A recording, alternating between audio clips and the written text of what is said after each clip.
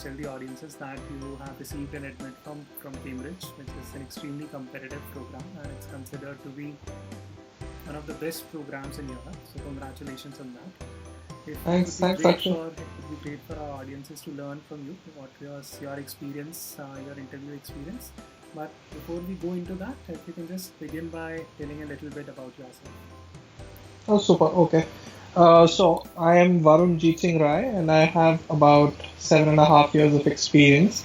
I had a GMAT score of 680. My experience is mostly in the telecom sector. I have also briefly worked in between in the sports management sector. And that was about it. My goal was to get into roles which are based out of Europe, and I was looking at European schools specifically. So Cambridge was one of my top choices. Perfect, awesome. So I know this, but our audiences would probably not know this, that you went on campus to Cambridge to interview, and it was an in-person interview for you. So it would be great if you can just tell us a little bit about your experiences of visiting campus. What was the campus like? Did you get to interact with anyone, and what were the interactions about? Just a general feeling about Absolutely, absolutely. So the Cambridge interview process actually entails 2 days of activities. The very first day is pretty much a dinner, and that normally happens on a Sunday night. For us, it happened at Trinity Hall, which is one of the older colleges. And once you get there, you end up meeting all the applicants as well as a bunch of current students over there. So normally it tends to start at about 7:30, half an hour of mixers. We had about 70 applicants who had come for an interview at that point of time, some with partners, some without. In terms of the current student strength over there, it was about 10 students who were present for the 70 students in person. You are then divided into two groups. One group goes into a separate room and the other one goes to another room. It's basically to be able to manage the strength of people over there, because the halls are slightly smaller, the dining halls. It's a very formal dinner where you have pre-decided seating. And this is where you actually get to see how much effort the admission team puts into each student. I was placed on my left was somebody who was sitting, was from Canada and was the only telecom candidate apart from me over there. So just to make sure that I had somebody to talk to, there was someone like that. And obviously there was a current student placed right next to you. So in fact, the entire experience over the 2 days, they concentrated really hard on being able to answer all your questions, all your doubts in terms of the college, the experience. And during the dinner, for example, none of the administrative team is there. There is absolutely no evaluation happening at this point of time, and you can just freely talk to the students. So what I realized was that they were very, very confident in who they were, and they absolutely had no qualms answering as many questions as you could ask them. The dinner moves into the next day, which is the interview day. This is typically a Monday for any process, and Monday morning starts breakfast at the school. During breakfast, you would have the career services team or the admissions team walk up to you and start asking you whether you had any more questions, whether there's something specific you want to know. So they're constantly answering your questions. There's a constant conversation going on. Right. Immediately after that, they take you in for a couple of presentations, which are like half an hour long, and they don't really spend too much time on that. They have a short session with the career services team post that, and my interview happened immediately after the session with the career services team, which was at 10:45. Because I had a lot of time, about 2.5 hours, to interact with the other candidates over there before the interview, I realized that everybody had been assigned an interviewer very, very specifically. So they work pretty hard on looking at what your background is and giving you a faculty member who's from a similar background.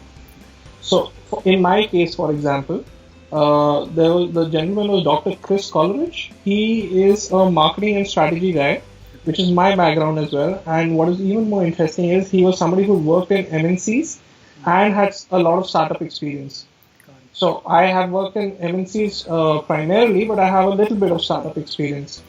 So they did this with practically everyone. There was one person who worked in the U.S. administration under Obama, and for him, the director of judge took the interview because he was possibly the most closely connected with humanities and politics, so to speak. So they put a lot of effort into that. Perfect. Awesome. So this is where we can move into speaking a little bit about your interview experiences, the actual interview, what happened there. So you spoke about the fact that one of the faculty member interviewed you, right, and who was matched according to your background, right? So Absolutely. was that generally the case? I'm assuming that that could be the case with all the other applicants. That it was primarily a faculty-led interview rather than a student-led interview, which happens at many of the other business schools. Well, is my understanding right there? Absolutely spot on. I mean, everybody interviewed with a member of the faculty. It was from different departments, though, within Judge Business School. And in certain cases, the director of Judge took the interview. In certain cases, the director of the MBA program specifically took the interview. And in most cases, just like mine, a specific department member took the interview, right? But they were all senior faculty members that came out pretty strongly, and it was mostly split between 7 to 8 faculty members. Okay, Yeah. so can you just give us a little bit of sense of what the interview was like? Just the overall impressions. Was it a stress interview? Was it conversation, etc.? Now to begin with, let me give you a sense of what was the largest sense I got from everybody over there. This is pretty much true for the Cambridge interview. Hands down, it is super relaxed. It is absolutely conversational. I mean, and you can drive the conversation. It's pretty much like that. You can drive the conversation. So if there's something you really want to talk about in at length, that is something you can do. It's not that you lead the conversation completely. In certain cases, the faculty will try and mold the conversation in a certain direction. But you could always move it around a little bit. So in the larger sense, that's how the interviews were conducted. In my case specifically, the interview was largely on what is my understanding of leadership style, what is my understanding of people management, and which is where my positioning was showing very clearly. I mean, straight into the interview, he was asking me these questions. He didn't want to know what my long-term goals or short-term goals. So it looked like he had read my profile quite intently, and he knew exactly what I had done in the past, why I am there. He was asking me questions he wanted answers to. So, which is that if you are a more experienced candidate, what are you bringing to the table? What are the things that you genuinely think are going to plug holes within your repertoire to be able to contribute into your larger scheme of things, right? In fact, that was pretty much the initial part of my interview, where he asked me questions on people management, on leadership, how I connected academia with what happens in the practical world. He asked me a lot of questions in terms of, well, he was the head of the entrepreneurship cell, and my positioning was somebody who wanted to stick to MNCs. So he genuinely tried to push me in a direction where I would talk about why not startups, right? So in fact, at some point, he actually went, why don't you want to work for startups? Why do you want to work for MNCs? But I kind of stuck with my positioning and didn't change it at all. I was very clear in what I wanted, and I stuck with that. Having said that, they don't normally discourage open-mindedness in terms of what your career goals are going to be. This is something that came out through all their presentations and some of the other interviews that were conducted. I spoke to those guys and I found out that open-mindedness is something they do not mind at all. So if you are slightly bent upon saying that this is what I'm planning, but I could also go, let's say, left or right from my path, it's not something that is frowned upon. So, which is why this gentleman was probably trying to push me in this direction constantly. Then once he was done in terms of asking his questions, he turned it over to me in terms of what questions I had. Now, this was my opportunity to at least talk about, okay, why startups, and possibly I could work with startups in a project sense while I'm at Cambridge, and maybe not. So kind of got a few points over there, I think. But that was about it. And the initial assessment of the interview was done within 15 to 20 minutes, in my opinion. My questions took about another 3 minutes, 4 minutes. That's about it. And we had about it's a 30-minute interview, so I had about 7 minutes to kill, and he was running the clock down beyond that. And this is where it got interesting. He started asking me a little quirky questions, like one of the questions which we took a lot of time over was that what is the one thing that you believe to be true when you started working, and now you know for a fact is not true for the corporate world. So it was a slightly tricky question, not very tricky, but it's slightly tricky question, and we spent a little bit of time on that. That was the end of 30 minutes for me, and that's where the interview stopped. Perfect. So, I mean, that is very, very insightful. So let me just quickly summarize to see that we have covered all the points here. So one, that your interviewer was prepared, so he read your application, which many other business schools do not do. So there's a blind interview, and your interviewer usually tends to have your resume. But in Cambridge's case, it was the other way around. The interviewer had read all the material that you might have sent as a part of your application. That was one. The second was that despite the interview being conversational, that's the impression that I'm getting, that despite the interview being conversational, he was still probing you a little bit, especially about what you would bring to the table, and about your career goals and alternate career paths, etc. And it was a 360-degree kind of an interview where you touched upon a variety of things, and finally the one point that you made was that it was, he had a 30-minute window and he kind of stuck to it. So these were the broad dimensions. Perfect. So I think you have pretty much covered what I wanted to ask on this chat. So I'll just try to segment it from this point on. But were there any experience-based questions that were asked to you? For example, talk about your strengths or weaknesses. I know that he spoke about leadership, so I figure that that's where it might have come in. But specifically, did he ask about your strengths, weaknesses, or failure, leadership kind of questions? Well, he kind of began with that. I mean, his first question to me was, "What are your deficiencies, and how do you see Cambridge fulfilling those for you?" So it's kind of a question which says, "What are your weaknesses, and why Cambridge is clubbed into one?" And he asked me the same question twice. One was in a functional sense, in terms of what are the skills I have and the opportunities I've had, and the second one was on a more people management and leadership sense. That if there is something that you would want to develop on the softer side of things. I personally get a feeling that the way in which the questions were worded, it was quite complex. So at least the way that you're telling me on the questions. But this is maybe this one particular interviewer's style, because a lot of other interviews were pretty straightforward. And they asked them, why Cambridge? And they asked them, what are your goals? What do you want to do post MBA? So the remaining guys were pretty straightforward. Perhaps in my case, because I was a little more experienced, and he kept, emphasizing the point that I have a lot more experience. I am an experienced candidate. Perhaps his questioning style was a little different for me. Makes sense.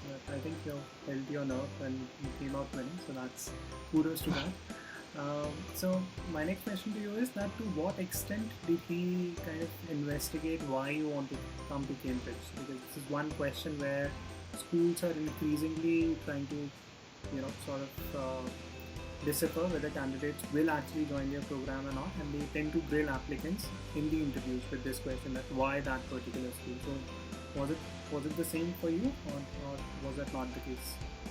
I think he investigated that on 3 levels. The very first level being the leadership and people management aspect. He really wanted to know if I was somebody who, if experienced enough, when we bring him into the cohort, can he play a similar role within his group of people. So that was definitely one, and he actually led the entire interview with that. A second one was when he started asking me for comparisons between different schools I had applied to, and although we didn't really stress upon that too much. And the third aspect would be match on values. Um, in terms of what are my, let's say, macro interests, and also at the same point of time, if I can apply myself across the collegiate structure. So, quite literally, we had a conversation on something that I am interested in, which is machine to machine communication and machine learning. We spent quite a few minutes talking about that. Yeah. Perfect, wonderful. So, what are 2 or 3 things you think worked really well for you in this interview? To be honest, actually, when I came out of the interview, I was a little unsure if I answered things correctly. Why I was unsure was because he was somebody who was constantly pushing me towards an entrepreneurial bent of mine, and I was really focused on what I wanted, and I kept my positioning very clear. So while at the end of the interview I was a little unsure of that, I think that's possibly one thing that worked for me really, really well. Uh, a second thing that worked really well for me was something that I picked up from you, which was the 90-second rule. So if I consciously kept my answers short and made sure that he asked me a lot of questions, things he wanted to know, and we covered a lot of ground doing that, a lot of ground. So 30 minutes, there were about 15 questions thrown at me. So we averaged at about roughly 2 questions, and we had conversation in between. So it was a meaty conversation. I think these are possibly the 2 things that work for me with respect to the interview itself. So let's just try to step back a little bit. So I think this is where you have covered your entire experience about the interview. So I just want to know a little bit more about how did you go about preparing for your interviews. I think it would be beneficial for people who are watching this to learn and understand how to go about preparing for such interviews. So what would be your biggest tips and how did you do it? Well, one thing I realized was that the Cambridge interview is fairly standard. I mean, they are not looking to ask you tricky questions. They're not looking to ask you stress-based questions. Nobody's going to ask you mathematical questions over there. That's for sure. So the interview question set was fairly standard. The first thing I did was I got a set of these questions from different blogs and different experiences people had talked about, and I looked at my applications and these questions, and I tried and create answers to each and every one of them. The second part came in when I started working with you on how I should possibly best answer those questions, which is where you gave me frameworks in terms of what are the kind of questions. You gave me an understanding on what should be the framework in terms of answering those questions. And the third step was practically practicing these answers. So while I did a couple of mock interviews with you, I also made my wife sit down and ask me the same questions. So the only thing is that while you practice these questions, it's important that you don't make it mechanical, because that shows very easily to the interviewer. So possibly every time we did an interview, also I don't know, you'll possibly be able to correct me if I'm wrong. The answers were different every time. So the key points should remain the same. And I think the advice that helped me the most, Akshat, was when you told me that make it bullet points. For every answer, have 3 bullet points, and that's it. Nothing more, nothing less. I think that was super advice, because when I walked into the interview, I was pretty clear. These are the 6 main questions that I need to focus on, and these are the 6 into 3, 18 points that I need to keep in my mind. Perfect. So also let's just talk a little bit about your strategy. And do you feel that having a strategy in these interviews it's critical or essential, or do you think that you can just do these interviews on a fly? So what's your sense? Oh, you absolutely cannot do them on the fly. That is pretty sure, because I saw some of them trying to do that and it didn't really work very well for them. And it's important to have a very clear-cut strategy. In my case, I am definitely sure that it was important to know what my positioning is within the cohort. And once you know that, and you're also able to show a personal direction in terms of how you contribute to the cohort and how it gels into your goals, that is extremely important because that's exactly what they want to know. They want you to be focused and at the same time keep a little bit of leeway to be open-minded. That is the Cambridge way, which is what I realized. Perfect. So without a strategy, please do not walk into a Cambridge interview. So I think this is where we could potentially wrap up.